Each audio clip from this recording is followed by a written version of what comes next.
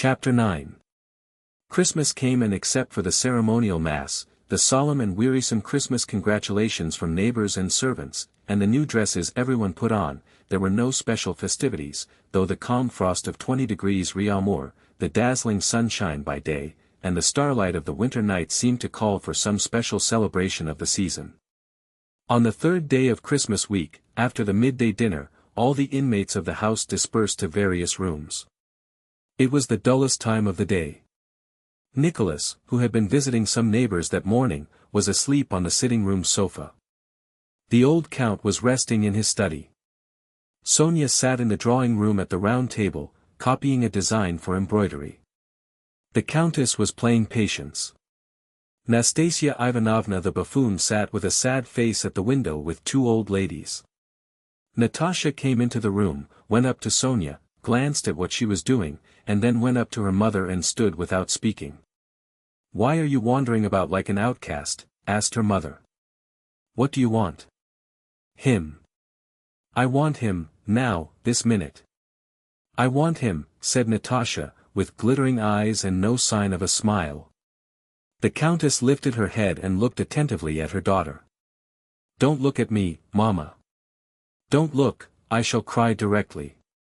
"Sit down with me a little," said the countess. "Mama, I want him. Why should I be wasted like this, Mama?" Her voice broke, tears gushed from her eyes, and she turned quickly to hide them and left the room. She passed into the sitting room, stood there thinking a while, and then went into the maid's room. There an old maidservant was grumbling at a young girl who stood panting, having just run in through the cold from the serfs' quarters. "Stop playing, there's a time for everything," said the old woman. "Let her alone, Kondratevna," said Natasha. "Go, Mavrushka, go." Having released Mavrushka, Natasha crossed the dancing hall and went to the vestibule. There an old footman and two young ones were playing cards. They broke off and rose as she entered. "What can I do with them?" thought Natasha. "Oh, Nikita, please go, where can I send him?" "Yes, go to the yard and fetch a fowl, please, a cock, and you, Misha, bring me some oats." "Just a few oats," said Misha, cheerfully and readily. Go quickly," the old man urged him. "And you, Theodore, get me a piece of chalk." On her way past the butler's pantry she told them to set a samovar, though it was not at all the time for tea. Foka, the butler, was the most ill-tempered person in the house. Natasha liked to test her power over him. He distrusted the order and asked whether the samovar was really wanted. "Oh dear, what a young lady," said Foka, pretending to frown at Natasha. No one in the house sent people about or gave them as much trouble as Natasha did. She could not see people unconcernedly, but had to send them on some errand. She seemed to be trying whether any of them would get angry or sulky with her, but the serfs fulfilled no one's orders so readily as they did hers. "What can I do, where can I go?" thought she, as she went slowly along the passage. "Nastasia Ivanovna, what sort of children shall I have?" she asked the buffoon, who was coming toward her in a woman's jacket. "Why, fleas, crickets, grasshoppers," answered the buffoon. Oh Lord, it's always the same. Oh, where am I to go? What am I to do with myself?" And tapping with her heels, she ran quickly upstairs to see Vogel and his wife who lived on the upper story. Two governesses were sitting with the Vogels at a table, on which were plates of raisins, walnuts, and almonds. The governesses were discussing whether it was cheaper to live in Moscow or Odessa. Natasha sat down, listened to their talk with a serious and thoughtful air, and then got up again. "The island of Madagascar," she said. "Madagascar," she repeated, articulating each syllable distinctly, and, not replying to Madame Schoss who asked her what she was saying, she went out of the room. Her brother Petya was upstairs too, with the man in attendance on him. He was preparing fireworks to let off that night. "Petya! Petya!" she called to him. "Carry me downstairs." Petya ran up and offered her his back. She jumped on it, putting her arms round his neck, and he pranced along with her. "No, don't, the island of Madagascar," she said, and jumping off his back she went downstairs. Having as it were reviewed her kingdom, tested her power, and made sure that everyone was submissive, but that all the same it was dull, Natasha betook herself to the ballroom, picked up her guitar, sat down in a dark corner behind a bookcase, and began to run her fingers over the strings in the bass, picking out a passage she recalled from an opera she had heard in Petersburg with Prince Andrew. What she drew from the guitar would have had no meaning for other listeners, but in her imagination a whole series of reminiscences arose from those sounds. She sat behind the bookcase with her eyes fixed on a streak of light escaping from the pantry door and listened to herself and pondered. She was in a mood for brooding on the past. Sonia passed to the pantry with a glass in her hand. Natasha glanced at her and at the crack in the pantry door, and it seemed to her that she remembered the light falling through that crack once before and Sonia passing with a glass in her hand. Yes, it was exactly the same, thought Natasha. Sonia, what is this? She cried, twanging a thick string. Oh, you are there, said Sonia with a start, and came near and listened. I don't know. A storm, she ventured timidly, afraid of being wrong. There. That's just how she started and just how she came up smiling timidly when all this happened before, thought Natasha, and in just the same way I thought there was something lacking in her. No, it's the chorus from the water carrier, listen, and Natasha sang the air of the chorus so that Sonia should catch it. Where were you going? She asked. To change the water in this glass. I am just finishing the design. You always find something to do, but I can't, said Natasha. And where's Nicholas? Asleep, I think. Sonia, go and wake him, said Natasha. Tell him I want him to come and sing. She sat a while, wondering what the meaning of it all having happened before could be, and without solving this problem, or at all regretting not having done so, she again passed in fancy to the time when she was with him and he was looking at her with a lover's eyes. Oh, if only he would come quicker. I am so afraid it will never be. And, worst of all, I am growing old, that's the thing. There won't then be in me what there is now. But perhaps he'll come today, will come immediately. Perhaps he has come and is sitting in the drawing room. Perhaps he came yesterday and I have forgotten it. She rose, put down the guitar, and went to the drawing room. All the domestic circle, tutors, governesses, and guests, were already at the tea table. The servants stood round the table, but Prince Andrew was not there and life was going on as before. Ah, here she is, said the old count, when he saw Natasha enter. Well, sit down by me. But Natasha stayed by her mother and glanced round as if looking for something. Mamma, she muttered, give him to me, give him, mamma, quickly, quickly, and she again had difficulty in repressing her sobs. She sat down at the table and listened to the conversation between the elders and Nicholas, who had also come to the table. My God, my God! The same faces, the same talk, Papa holding his cup and blowing in the same way, thought Natasha, feeling with horror a sense of repulsion rising up in her for the whole household, because they were always the same. After tea, Nicholas, Sonia, and Natasha went to the sitting room, to their favorite corner where their most intimate talks always began. Chapter 10. Does it ever happen to you, said Natasha to her brother, when they settled down in the sitting room, does it ever happen to you to feel as if there were nothing more to come, nothing, that everything good is past? And to feel not exactly dull, but sad? I should think so, he replied. I have felt like that when everything was all right and everyone was cheerful. The thought has come into my mind that I was already tired of it all, and that we must all die. Once in the regiment I had not gone to some merrymaking where there was music, and suddenly I felt so depressed. Oh yes, I know, I know, I know. Natasha interrupted him. When I was quite little that used to be so with me. Do you remember when I was punished once about some plums? You were all dancing, and I sat sobbing in the schoolroom. I shall never forget it, I felt sad and sorry for everyone, for myself, and for everyone. And I was innocent, that was the chief thing, said Natasha. Do you remember? I remember, answered Nicholas. I remember that I came to you afterwards and wanted to comfort you, but do you know, I felt ashamed to. We were terribly absurd. I had a funny doll then and wanted to give it to you. Do you remember? And do you remember, Natasha asked with a pensive smile, how once, long, long ago, when we were quite little, Uncle called us into the study, that was in the old house, and it was dark, we went in and suddenly there stood a Negro, chimed in Nicholas with a smile of delight. Of course I remember. Even now I don't know whether there really was a Negro, or if we only dreamed it or were told about him. He was gray, you remember, and had white teeth, and stood and looked at us. Sonia, do you remember? Asked Nicholas. Yes, I do remember something too, Sonia answered timidly. You know I have asked Papa and Mama about that Negro, said Natasha, and they say there was no Negro at all. But you see, you remember. Of course I do, I remember his teeth as if I had just seen them. How strange it is. It's as if it were a dream.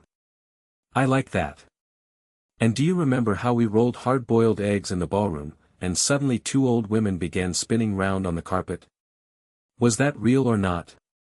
Do you remember what fun it was? Yes, and you remember how Papa in his blue overcoat fired a gun in the porch? So they went through their memories, smiling with pleasure, not the sad memories of old age, but poetic, youthful ones, those impressions of one's most distant past in which dreams and realities blend, and they laughed with quiet enjoyment. Sonia, as always, did not quite keep pace with them, though they shared the same reminiscences. Much that they remembered had slipped from her mind, and what she recalled did not arouse the same poetic feeling as they experienced. She simply enjoyed their pleasure and tried to fit in with it. She only really took part when they recalled Sonia's first arrival. She told them how afraid she had been of Nicholas because he had on a corded jacket and her nurse had told her that she, too, would be sewn up with cords. And I remember their telling me that you had been born under a cabbage, said Natasha, and I remember that I dared not disbelieve it then, but knew that it was not true, and I felt so uncomfortable. While they were talking a maid thrust her head in at the other door of the sitting room. They have brought the cock, miss, she said in a whisper. It isn't wanted, Polya. Tell them to take it away, replied Natasha. In the middle of their talk in the sitting room, Dimmler came in and went up to the harp that stood there in a corner. He took off its cloth covering, and the harp gave out a jarring sound. Mr. Dimmler, please play my favorite nocturne by Field, came the old countess' voice from the drawing room. Dimmler struck a chord and, turning to Natasha, Nicholas, and Sonia, remarked, "How quiet you young people are." "Yes, we're philosophizing," said Natasha, glancing round for a moment and then continuing the conversation. They were now discussing dreams. Dimmler began to play, Natasha went on tiptoe noiselessly to the table, took up a candle, carried it out, and returned, seating herself quietly in her former place.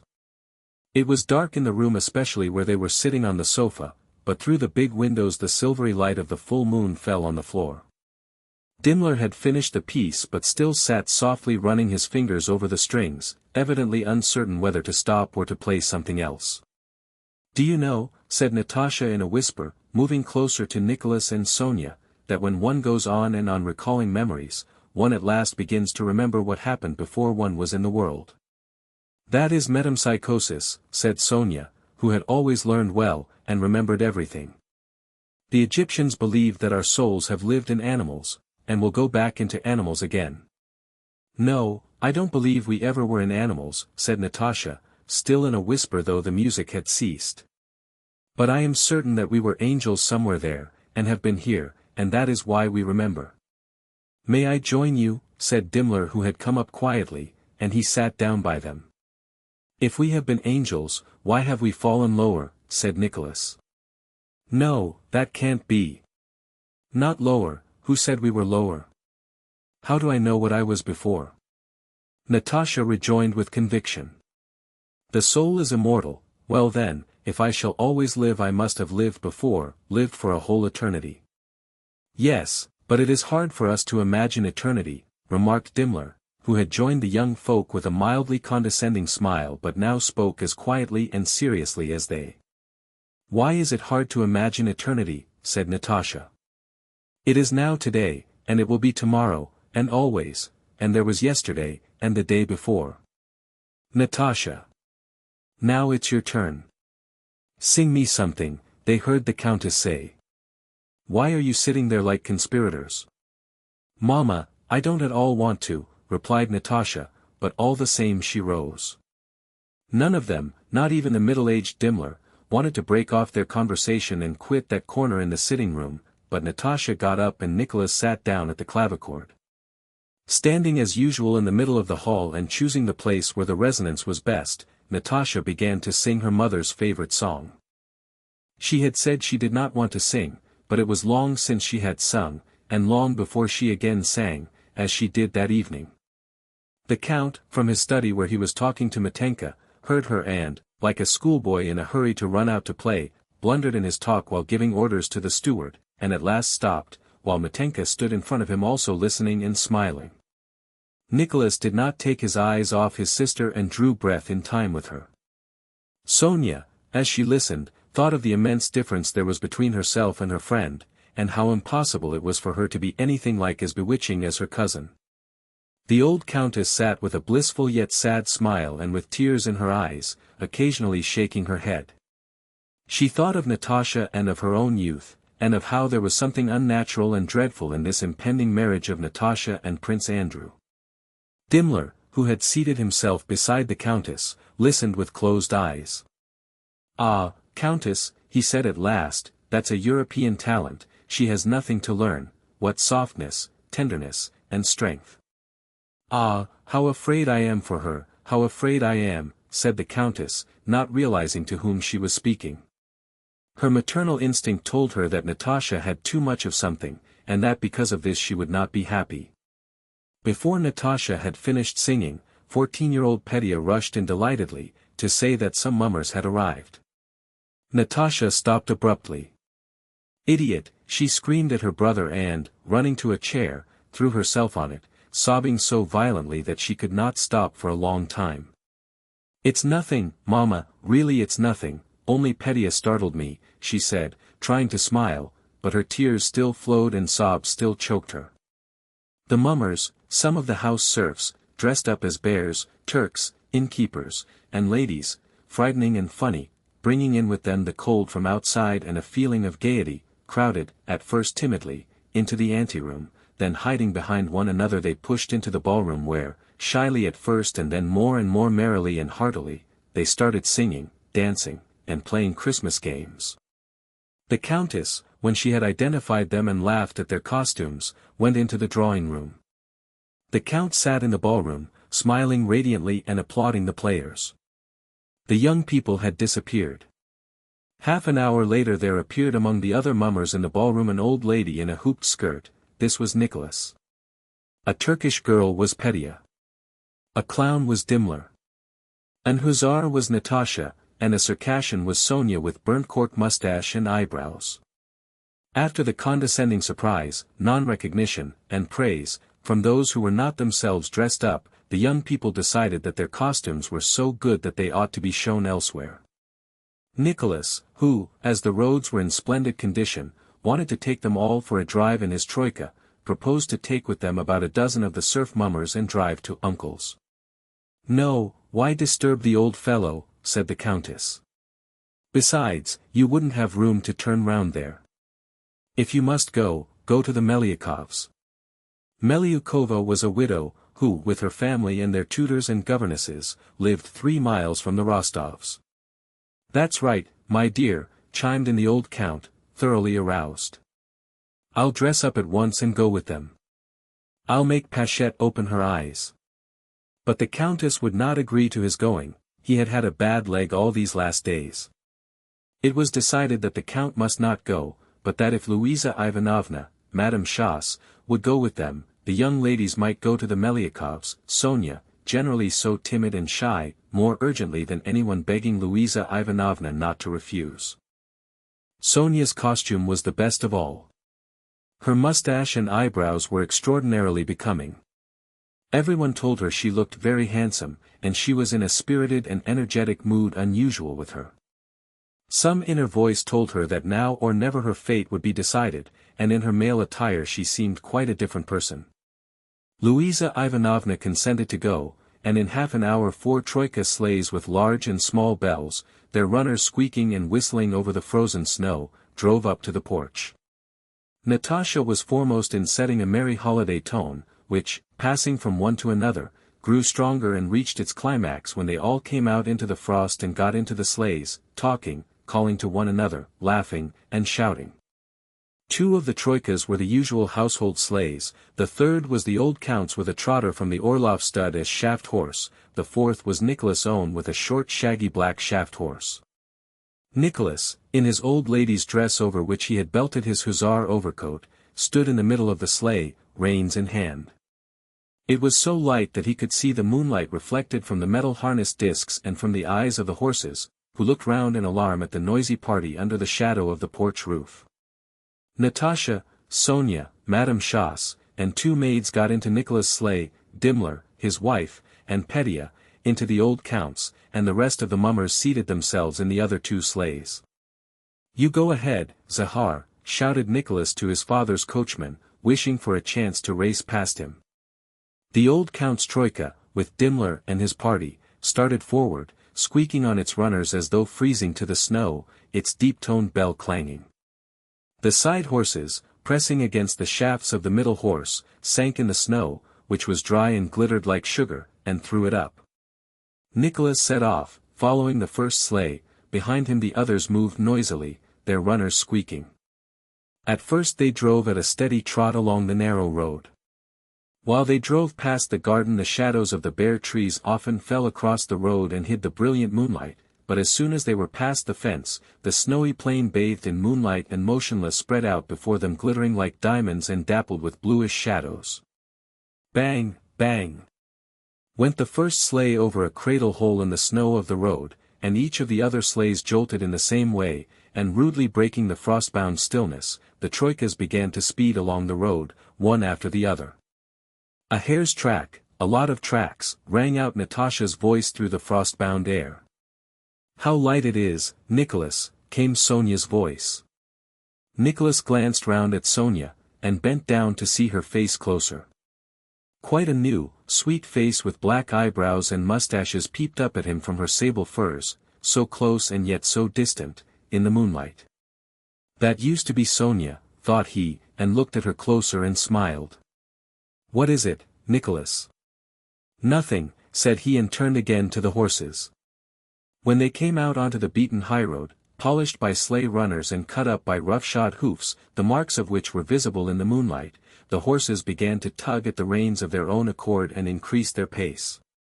The near side horse, arching his head and breaking into a short canter, tugged at his traces. The shaft horse swayed from side to side, moving his ears as if asking, "Isn't it time to begin now?" In front, already far ahead, the deep bell of the sleigh ringing farther and farther off, the black horses driven by Zahar could be clearly seen against the white snow. From that sleigh one could hear the shouts, laughter, and voices of the mummers. "Gee up, my darlings," shouted Nicholas, pulling the reins to one side and flourishing the whip. It was only by the keener wind that met them and the jerks given by the side horses who pulled harder, ever increasing their gallop, that one noticed how fast the troika was flying. Nicholas looked back.